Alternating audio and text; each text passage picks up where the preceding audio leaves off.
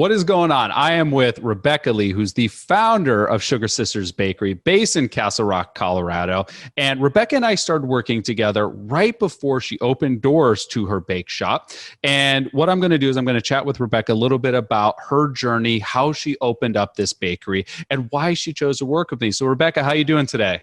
I'm good. How are you doing? I'm doing awesome. So let's kind of trace back. What was it that got you interested in opening your own brick and mortar? Because even though Sugar Sisters Bakery is your business, it was not your first really venture into having a brick and mortar location.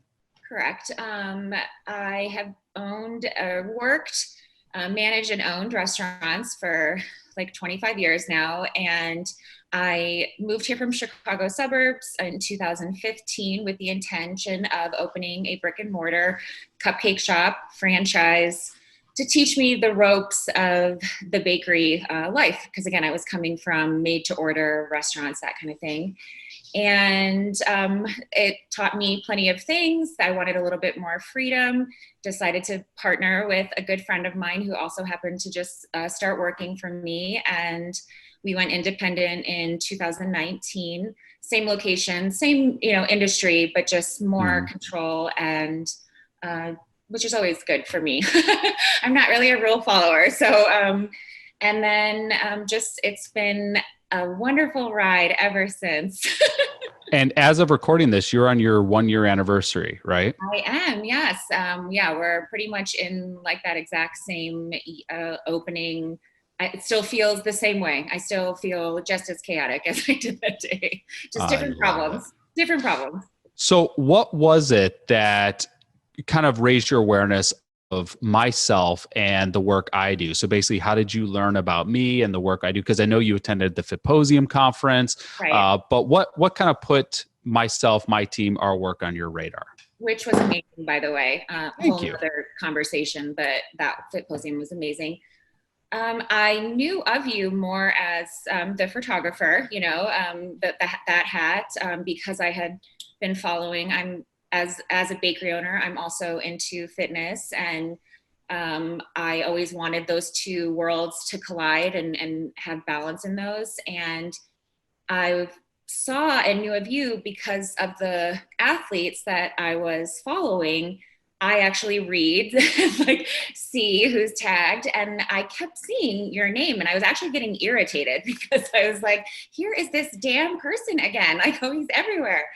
And then, so I followed you, it worked, the tags work. And then this whole world of coaching, which I don't even like use that word really. I mean, it felt like I was talking to someone who was like watching my life, and everything that you were saying resonated with me. And I stopped seeing the image and was just coming back for the words, because I just got goosebumps because it wasn't every single post. A lot of them are fitness related, but then when you take away the subject matter and put in your own, it's the same formula for the most part. And then it was just, and then I was starting to interact with you and liking and all of these things and sharing your posts with other people. So it just spiraled. It was just by happenstance, Mm-hmm. So where were you at in your own professional journey where you decided, you know what, I feel I need that extra support, that extra help or guidance? I mean, I had been there for a minute. Asking for help is not a strong suit of mine. And I remember the day that it went from talking on Instagram and being very, hi, I'm this person, account where I can't remember how I contacted you, but I think I just texted you and I think I just said, I'm having like the worst day. Or like, can I swear? Is this like? Go for it. Okay. I held that in for like 5 minutes. I think I text you like, fuck this day or something like, or do you ever have, I think I asked you like, do you ever have, or do you ever say, fuck this day? And I remember you text me and I was in the Lifetime parking lot. And you said, can I have your number? Like we had never spoken. And you said, can I call you? And I remember sitting in the car and looking at this stranger, and I'm probably going to cry now, who just asked me, like knew, like you could sense that I wasn't trying to be funny for once. I wasn't trying to be inappropriate. I was desperate. And going to the gym was my only, release. I don't drink, I don't party, so that's just my therapy. And I struggled for a while to say yes, because I knew you were someone I should talk to. I knew I needed something in that moment and in life. And that was a huge step for me to say yes. One, you're a man, I don't know, you know what I mean? Like, I'm used to just being like, no, stay away. I don't want whatever you're selling, get away from me. And so it was, and I felt this jolt say, yes, like, let this person help you. And you called me, and your voice, I've told you this before, I'm like, you should be on those like sound machines. Like, your voice was so soothing, and you weren't selling, it was, you just knew that I needed to talk to someone, and that was it. And you earned my trust in that moment. It wasn't planned. You didn't say anything like, for $9.99, I can help you. It was just seeing someone in distress. And then that was when I knew I wanted to be your friend. I wanted to support you from that call alone, whether or not I even chose to work with you, because that wasn't even talked about. You were just making sure that I was stable and okay, which was amazing. And then right there, I knew this is a good person, because you and I both know it's not just about the money. You can make money doing anything, but you took the time, and you were listening to me, and you heard me, and that was awesome. So Thank you so much for sharing no, that. God, that was sorry, but that moment is so real in my life. I tell everyone about that. It was awesome. I still remember that conversation because at that time I was living in a different city from where I am now, and I would have a 2-hour commute back home when I would leave my studio. And I remember, like, I had got that message right before I was leaving the studio one day. I was like, you know what? Let me check in with her, and let me just see how things are going. I remember I was pulling into my house by the time we were wrapping up our conversation. So it was a 2-hour conversation. I know that. Yeah, I don't think I worked out that day. I think it was a mental workout, and I went home and cried. So that was what really precipitated the relationship of us working together. And at that point, I kind of learned that you were making this big change in your life, and you wanted to do something brand new for yourself instead of working for someone else. You wanted to own something for yourself. What was it that kind of lit that fire there? You're like, you know what? This is my turn. I don't know. Well, I'm sure it had a little bit to do with I was approaching 40, and I, instead of focusing on, I put Botox in my face, we're all right, we're doing okay. I wasn't like having like the physical breakdown anxiety of turning 40. I was having the success, where are you going breakdown. And I was also transitioning into opening a business, and it was scary. And so if the last one didn't work, and that's a national franchise, why the F would this work? And who am I, and what do I know, and what am I doing? And so it just, I needed something. I needed to give it like one more shot, I guess, of me doing this my way. Is it me? Is it the business model? Is it the location? Or was it just that? And I can listen and do what I think will work and trust that. And so I just needed that push for someone to tell me that I could believe in myself, in my instincts, in what I wanted to do, and just do it. Shut the fuck up and do it.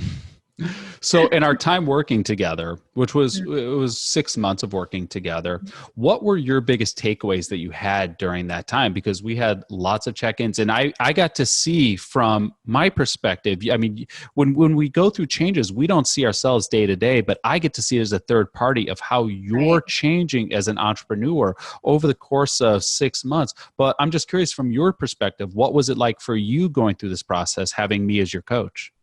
It was amazing. It was everything. I needed an unbiased opinion and suggestion. A occupational therapist for me, because I can't be my own boss.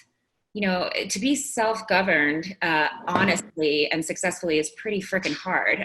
You're fighting your ego and, for me, anxiety, and the two are like one-upping each other all the time. And so the biggest takeaway was you helping me with my anxiety. I go to therapy for this shit, and I went off medication. I mean, I've tried everything, and you told me to write things down at the end of the night. That, like, it's so, no offense, it's so dumb, but it's like everything I needed to be doing. I would lay there in this wheel, and anybody who owns their own business can think of this. I mean, it's just this wheel of what I didn't get done today, what I should have done, what I got to do tomorrow. Did you order this? Did you order? I mean, and I have insomnia from it. I can't even relax, or I'm just so irritable because it's all up here and in emails, and it's not this tangible form. So you told me, and you were walking me through what you were doing on your daily, and you're managing 7 business. And I loved that, like, no matter what I ever said, you could one up me. But you knew, like, how to, I don't think you do it to everybody, I'm sure, but you knew, like, I'm competitive enough that, and like, I was like, okay, fine. You run 7 businesses, James, fine. You know, like, but it was always good because you were checking my ego, and you're basically like, quit being so bratty, Jesus, you know, and it was your way of doing that. So I do remember, like, that was always great, but it was just the writing things down. Like, no one had told me that. No therapist recognized that, but your brain doesn't turn off either. And you knew that worked for you. And so that was a huge takeaway, just personally, me sleeping. That's nice. And then in business, actual day-to-day, to have more confidence within myself. I know physically I can do a lot of things. I will go and end up in urgent care. I'll work for 4 days straight to make sure the event goes. But when it comes to social settings and in business, I'm very, like, off the beaten path. I'm not corporate. And I get very insecure in business situations that aren't in the restaurant industry, which is a different vibe and a different person. And I was constantly saying, which I didn't realize, that, well, I don't really know that, or, you know, I'm not educated in that. I was constantly pretty much, like, just dumbing myself down because I haven't gone to college, and I am insecure about that. And so, and I'm, you know, not for nothing, I'm tattooed and blonde, and I'm, you know, so I guess I kind of always just catered to that because I just wanted to beat you to it, kind of thing. And you always were picking up on that, and you would stop and say, why did you say that? You know, you are smart, you can do this, you do deserve to be there, your opinion does matter.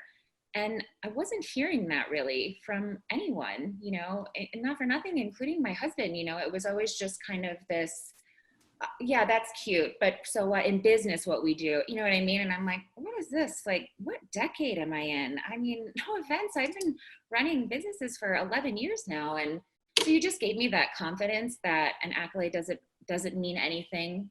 It's the person, it's the drive, it's how hard you try. And when you show up, and if you're a good person, and you don't worry about what you're not, let's focus on what you are and what you're good at. And then if we only focus on that other stuff will just go away, you know?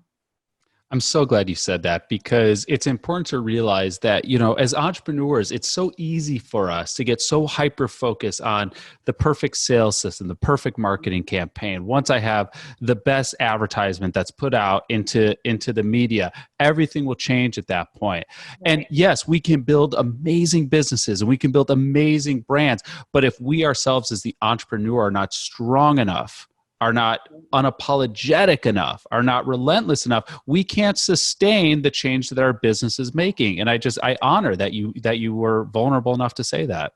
Yeah. And just, I was always procrastinating, being insecure, just like you said, it's not ready. Well, I need to tweak it. I didn't really, and you were constantly like, just put it out. Just get it out there. Get it out there, marinating, let it roll. And then, you know, because it's anxiety saying, I'm scared, I don't want to put this out. And it is delaying it. And it is bullshit a little bit. Just get it out. You can fix it while it's out there. Just then the next one, and especially online with everything, just delete it if you don't like it later. But yeah, up here, I just stay inside and nothing gets done. I still remember as we were coming up to your opening weekend. And you did a soft opening. So we helped construct that soft opening. Then we had the grand opening, and tying together the media features, tying together your social awareness campaigns, tying together just your involvement in the community, and just how amazing that opening was. I mean, for me as your coach, I'm not even in Colorado, and I'm just like, I'm seeing it come through on Instagram and on Facebook, and I'm getting excited. And we got to talk about like the numbers that you were doing. So understanding that, yeah, 2019 was a very interesting year. 2020 has been a very interesting year, but how has business been going? Business is going. It's a new business, so it's at the end of the day, you do have to kind of check your numbers, because what used to feel like busy feels slow, and now you're running around, but you're cleaning, so you're not making money. It's just a new way.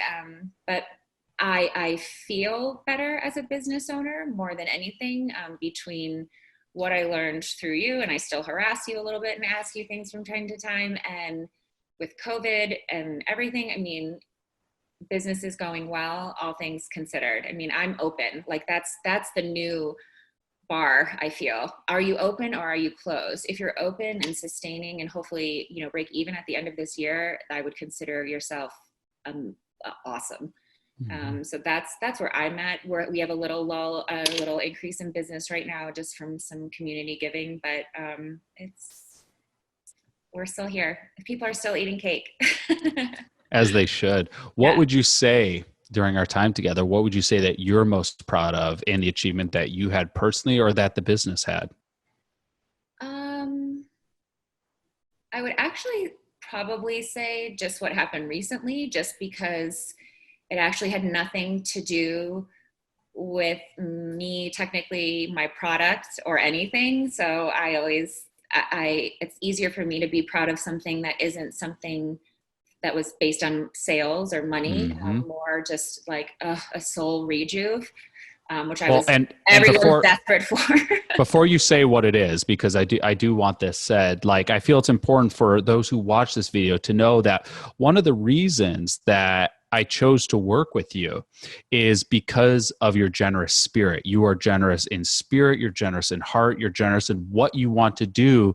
And it's more than just making the best sweets in the world. And I've had your cookies. I know how amazing they are. Thank you. You truly want to give something to the world. And that ethos is, pardon the pun, it is baked into your business. Okay. Yeah, it's not the first time we've heard that pun. I know. So, I was like, that was good. Okay. So let's share, what is the amazing thing that just happened for you recently? Okay.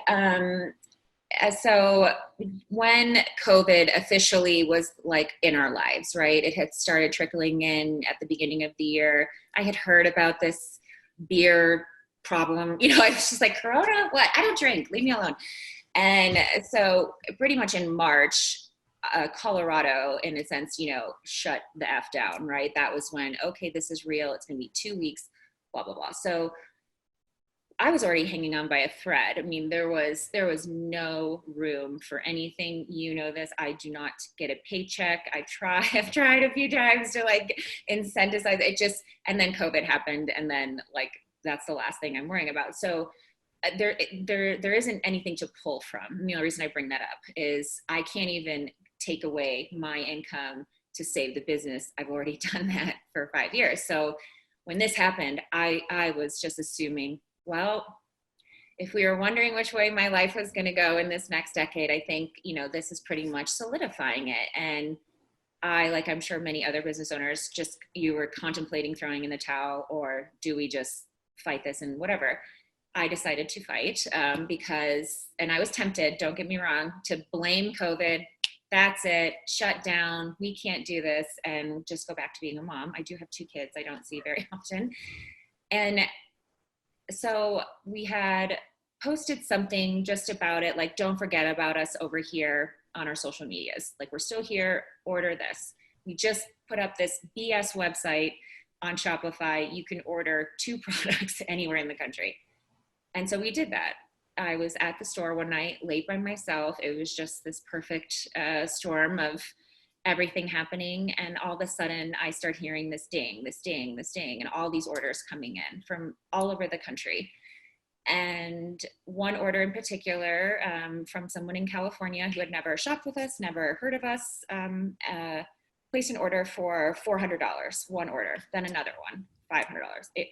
I was beside myself. And so I did a live video because I was so overwhelmed and I just wanted to say thank you. And I literally did not know if I was even going to be open to fulfill these orders. So it was just this way of me. I needed to tell someone. My partner was off. It's her one day off. I didn't want to bother her. So I did this video. Long story short, we end up getting thousands of dollars, whether it be orders or donations, purchasing gift cards, all of the things. About 75% of them were requested to go to hospitals, this, ICU, go to the police station, go to the firehouse, please, and just spread joy wherever, small business. So it was amazing. We're taking in revenue. I'm putting it back out into the community. We're doing the post, everything. Over the course of these last 6 months, we still had this pile of cash from people coming in, little kids coming in with their piggy bank change. I mean, we are crying every day, every single day, and people at this point are very scared. They're risking their life to come in at that point. I mean, we didn't know if this thing was airborne or what, so it was just extremely overwhelming. So that last remainder of the amount that we were donated was for lunch for your staff, for if you have to pay the electric bill that month, that save this, do not give this away, use it for yourself. So obviously we just kept it in this little sad little pile on a clip, and every time we would add it to it. No idea how much was in there. This had been hanging there. God bless my honest staff. It was just there. And you would see it all the time and you just look up and be grateful that you're not using it and kind of hoping that you never need to. Molly and I had said, no matter what, I obviously won't need that. We can, take that. This will go back into the community somehow. We don't know how or when or why, but let's just assign that money to go back to someone who needs it at a later time. Enter in now, so that's in March. Businesses keep coming. Everything keeps coming and happening amazing for us. It's like I haven't even wanted to come out and say anything because I didn't want it to end. But our community and the country is amazing and is rooting for these two little blondes in Colorado trying to build this business. And so it's a whole nother episode. So enter like at the end of June. At the end of June, I'm in the back of my shop, which is where I do my office work, not at a prep table. And I hear all this commotion out in the front of the store. And it's you can tell it's people having fun, which is the whole point of my business, is I want you to be happy and come into my store and celebrate and just forget. And I hear all this commotion and I can tell that these are Black girls out there. One, I'm in Colorado. It's there's not a huge Black, residential area in my area. So I'm from Chicago. I know a Black, I can say that. I sound very white. I know a Black woman when I hear her. And so I hear all this commotion and I have my mask on, of course, and I kick open the diner door of the back, like a little, like I'm upset, right? And these 5 Black girls turn their head around and look at me. And so I have the mask on and my eyes can be a little intense. And I said, what is going on out here? In my biggest Karen voice. And before they could even say anything, I pulled my mask down and I was like, are you having fucking fun out here without me? And they go, run! Because it was just this moment of they're like, oh shit, the Lord's coming out to kill us. So we end up talking, laughing. I find out some of the group is from Chicago where I am, blah, blah, blah. I feel like I've known this woman my whole life, right? She shows me a picture of her. She said, I have to show you this. My daughters have just started last month their own little at-home bakery business. And she's downplaying it. She's just being a mom. I'm a mom of 2 girls. And she shows me their pictures of what they make. Cheesecake-filled waffle cones. I'm like, this is Shark Tank stuff. This is amazing. I was annoyed. I hadn't thought of it. And I mean, I'm like nothing, everything's happening around me. And I'm like, this is amazing. This is awesome. You got to get an online store. And of course I go into we got to get you this and you got to do this. And so she shows me the name. Their name is Little Sisters Treats. We are Sugar Sister. I mean, it was just like, it was literally like the little two black girls with the two white girls. And this is so cute and whatever. So we're like nerding out, love it. She says, I'm going to bring them in someday. I was like, yes, absolutely. Please do. Right. So they leave. This happens, no offense, I connect with someone. They say, yeah, you know, it's business, and you never see them again. So I honestly wasn't quite sure if I was going to see her again. And it was like a week later, and I text Molly, who is my business partner, and I said, because I was driving again, like I'm in the car and I get this jolt to reach out to someone like I did to you. And I'm just trying to listen to that because apparently it's telling me good things. So I need to start listening to this voice more. And I text Molly and I said, I have a feeling, I've had a feeling for a few days now.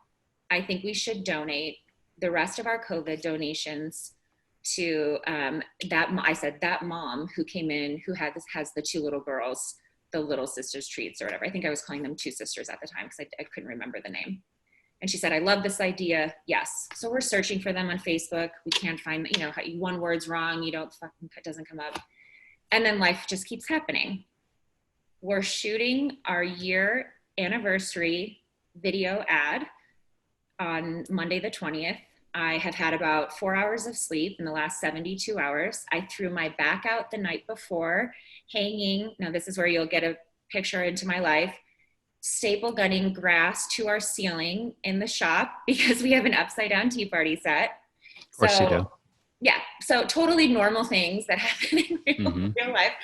So, I mean, I'm on a muscle relaxer. I can't even move. I haven't eaten or slept. So it's a little rough. And so it's been a long day. I'm hating my life and everything. I'm questioning everything when you get to these feelings of exhaustion and whatever. And an employee comes into the back, and Molly and I literally were kind of like this, like rubbing our face. And she said, there's someone out front to see you. She's with her two daughters. I told them you were busy and not to be disturbed. She said, I'm not leaving until she comes out here. So she tells me this. I was like, oh, really? Like, oh, okay. You know? And so I peek of like all restaurant owners can. We can look through some way of seeing what's going on out there without going out there. And I see her. I know it's her. And then I see two young black girls. I'm like, this is her. This is, you know, and so I run back. I'm like, Molly, Meredith's here with the two little sisters, like the treat, the girls with the business, with the donation. And we're like screaming and yelling. And she was like, are we doing this now? I said, yes, we're doing this now. So we walk out, we hand them an envelope. It was $1,015 from the Castle Rock community that had donated that for us. And I did some Sharpie written because I was trembling, and I didn't want to, like, you know, this is kind of awkward. This is a new narrative and dialogue that some of us are honoring and choosing to have. And I was doing it because these are two young black girls trying to open a business, and their journey is going to be hard. And it's going to be harder than it was for me and my complaining ass, you know, and that's real. And that's, you know, and that's where we wanted to come from. And so she's there. No one else is in the store. Wasn't planned. I tell her, I said, I think you might want to just record your daughters on this. I think you might want to look back at this someday. And she's like, my phone is dead. I was like, oh, of course, so is mine. And so an employee records it. I don't even remember what was said. She has the video. Someone has the video. We hand them the money. We tell them that this is, and I look at them and I said, your mom is an amazing mom for teaching you that there's more and that you can do this. And she brought you in here, and there is a reason. And I've been thinking about you, and I've been thinking about your mother, and I've been thinking about what I need to be doing as a white woman-owned business, that I need to be helping the Black community, and more importantly, Black women more. And I don't know why I haven't been, and it's not intentional, but it's just there. I was like, and you two are our first outreach that we are going to start putting our time and our money and our efforts, because we do a lot for a lot of people. We just actually looked at it, and it's pretty white. You know, it's pretty white, and it is where we live, you know, but we're also not looking hard enough, and we're not trying hard enough. And so that was my takeaway from 2020 with that issue. And so I held Mariana's hand at the end, and I said, this is just for you. There's no other ulterior motive here. I don't care if I ever see you guys again. There's nothing. I want you to take this. I want you to run with this. I want you to put this into your business, and I want the best for you guys. And if you need anything, right? Again, thinking, yay, we'll get some email, or something, a family member or something. That'll be the end of it. She does a live video. She gets in her car, trembling, shaking, the kid, everything, does a live video, thanking us, telling the world what happened. The news, Denver 7 husband of an anchor sees the video, sends it to his wife and says, I think you're going to want to get down to Castle Rock. There's something that happened there.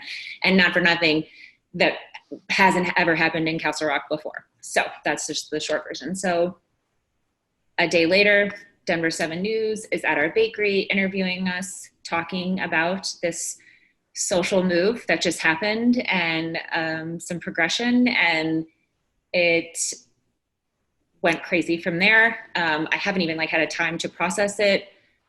All the affiliates of ABC picked this up. I mean, everyone was hurting for some good news, and especially on this topic. And luckily people wanted to hear it. And the news was great enough to share something positive.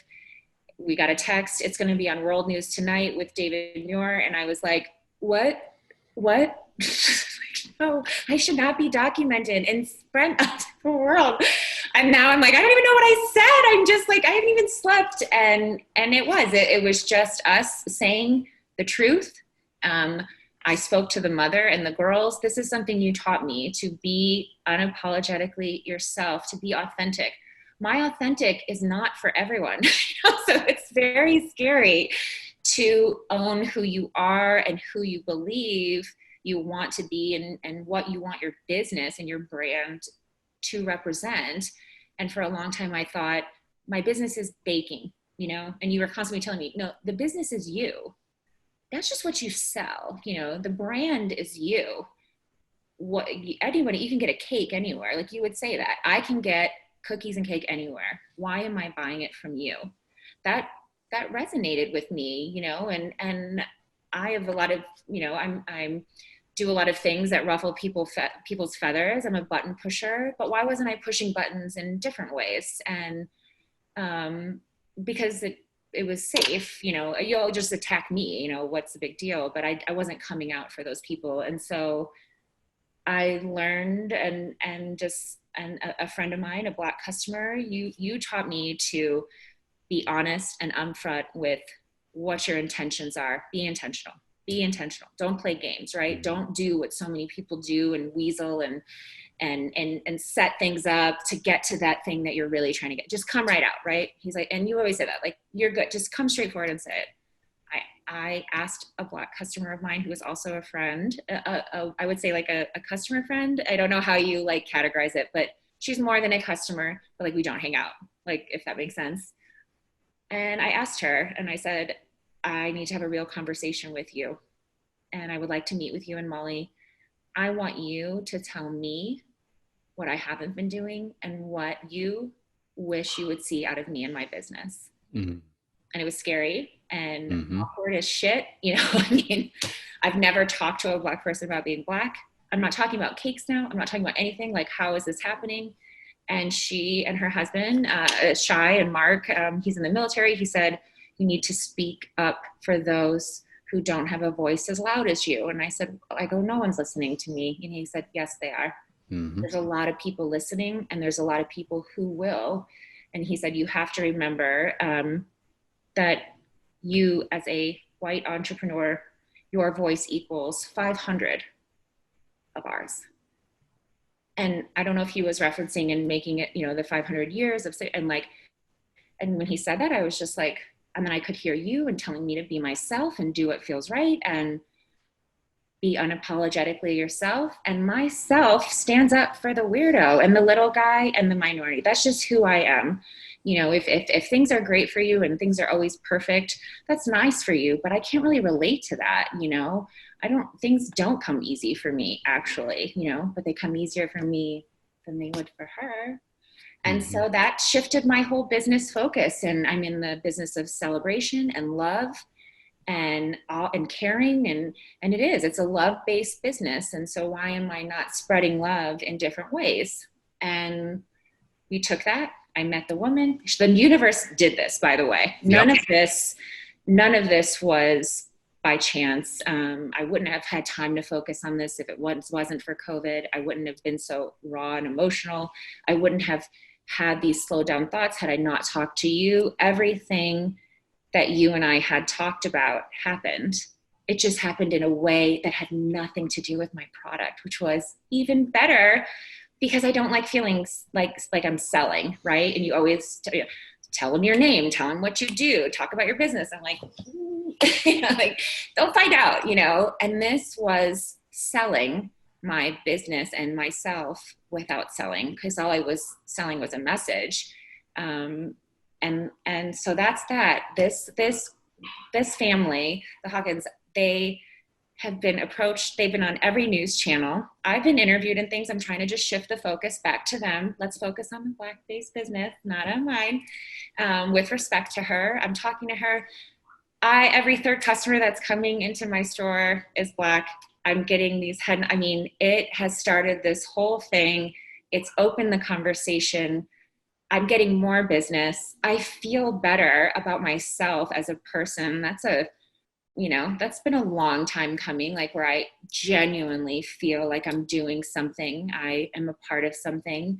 I'm not just a baker. I'm not just this, I'm making moves, and it's actually not for me. I'm just reaping some benefits. And so you taught me how to be successful, and not always, but not by selling.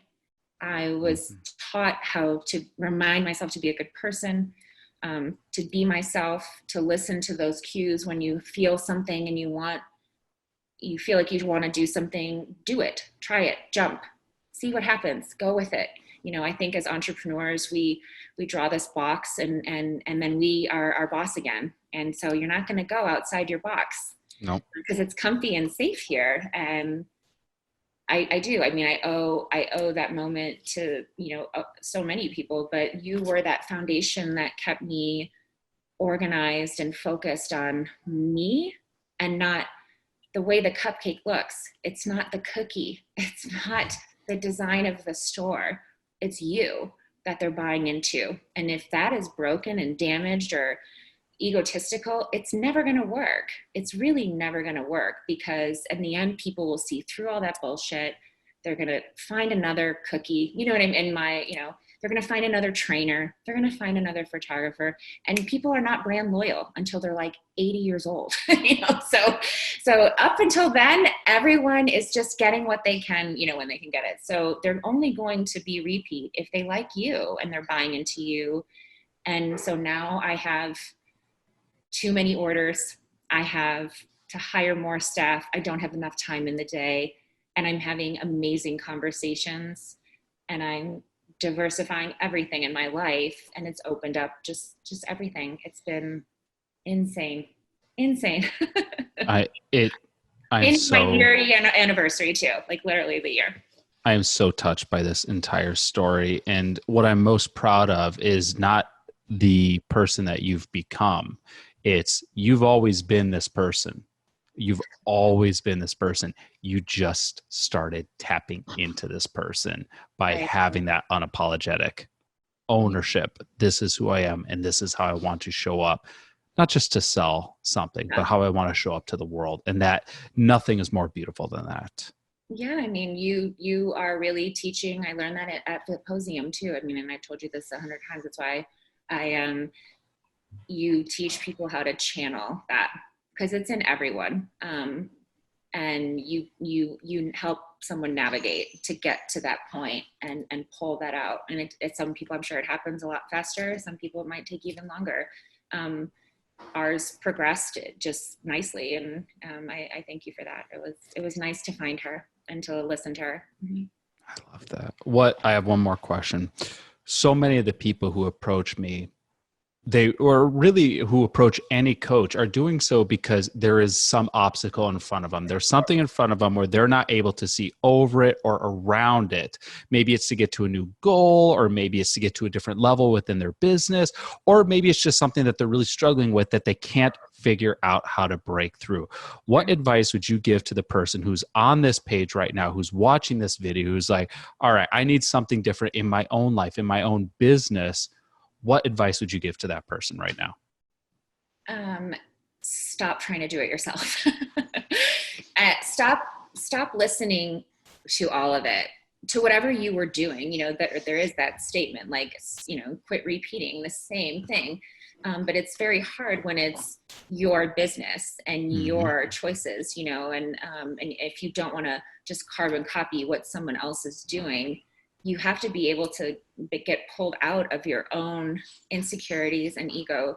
You have to ask for help and be honest, because otherwise you're wasting time.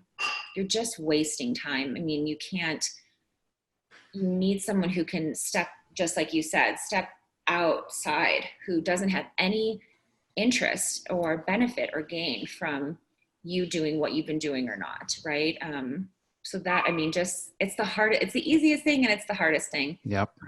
And listening, like, very, very much so. Did I want to say, well, I'm sure that works for, photography. I'm sure that works for fitness or whatever. You want to start justifying why you weren't doing something or why this isn't going to work. Just shut up. When we were doing our sessions, I'm writing like a lunatic. I still have all of those notebooks.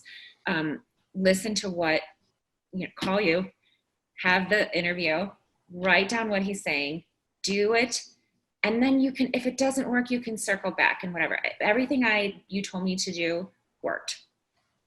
So I'm sure every one of your clients would say that, if it didn't work, it's probably because they didn't do it. There were times I didn't have great check-ins. I'm like, well, no, I didn't get to that yet. So, well, of course. Well, that's why But you owned it. Yes, that's why your phone's not ringing, you moron. Do what he said to do. So just ask for help and then listen to it. Don't ask for help and then talk yourself out of it, to make yourself feel good. It's okay to ask for help as an entrepreneur. Every coach has a coach. Jordan had a coach. Everyone has one. So just do it. My word, you spend money on everything else. My God. Of course, you bring up the Chicago reference. Of course. As a fellow Chicagoan, yes, of course you bring it. Rebekah, I'm so honored by you. I'm so proud of you, and I'm just so grateful for you for the time that we've worked together and for the time that we still share together. It means so much, and just my most sincere gratitude goes out to you. Thank you so much.